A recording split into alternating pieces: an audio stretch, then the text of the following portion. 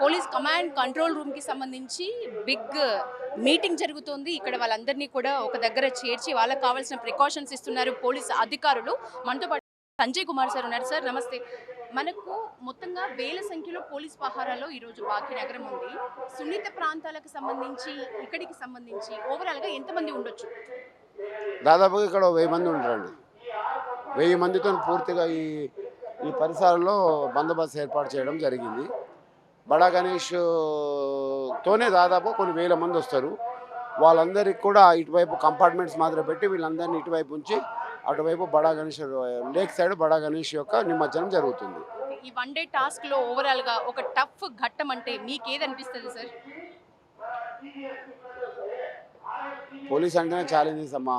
ఇక టఫ్ అనేది almost all గణేషుడు మొదలైన పంచలి టఫ్ జాబ్సే. ఎందుకంటే ఆ బడా గణేష్ కావచ్చు, ఇటు ఇమ్మర్షన్స్ థర్డ్ డే నుంచి ఊపందుకున్నాయి. ప్రతిరోజు ఇమ్మర్షన్స్ ఉన్నాయి, ప్రతిరోజు మార్నింగ్ అవుతున్నది. అదేవిధంగా బడా గణేష్ 1000 లక్షల్లో పబ్లిక్ వచ్చారు, అదొకటి.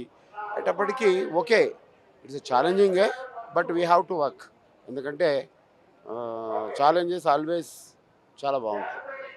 సార్ 10 ఇయర్స్ పైగా ఈ ఎన్టీఆర్ మార్గ్లో డ్యూటీ చేస్తున్న మాకైతే నా పర్సనల్గా ఎప్పటంతా శోభాయాత్ర కానీ ఎప్పటంతా గణేష్ విగ్రహాలు కానీ ఈ టైంకి రావాల్సినన్ని ఈసారి రాలేదు అనిపిస్తున్నది. మన ప్లానింగ్లో ఏమైనా చేంజ్ వలన ఎక్కడైంది ఎఫెక్ట్?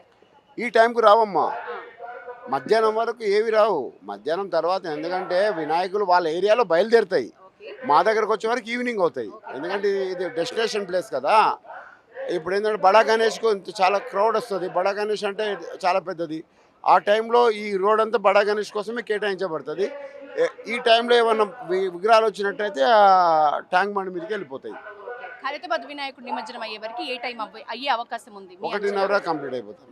1:30 వరకు. సో లాస్ట్ ఇయర్ తో పోలిస్తే అది ఎర్లీనా లేటా సార్? సేమ్ టైమే ఆల్మోస్ట్. మొత్తంగా అయితే ఎన్ని వేల మంది ఉన్నారు అన్న దానికి మీరు చెప్పినారు. మీ డ్యూటీ నిజానికి ఎప్పుడు అయిపోతుంది అంటే ఏం చెప్తారు? ఏంటమ్మా? ఈ భాగ్యనగర్ శోభాయాత్రకు సంబంధించి రేపు ఎర్లీ మార్నింగ్, రేపు మార్నింగ్ శోభయాత్ర అయిపోతుంది. రేపు మధ్యాహ్నం వరకు మొత్తం సుమారు రేపు మధ్యాహ్నం వరకు కూడా నిమజ్జన కార్యక్రమాలు జరిగే అవకాశం ఉందని చెప్తున్నారు సంజయ్ కుమార్. అంటే ఖైరతాబాద్ గణేశుడు నిమజ్జనం అయ్యాక దాదాపు 50% పని వీళ్లకు టాస్క్ అయిపోయిన పరిస్థితి అనుకుంటాం, కానీ కాదు.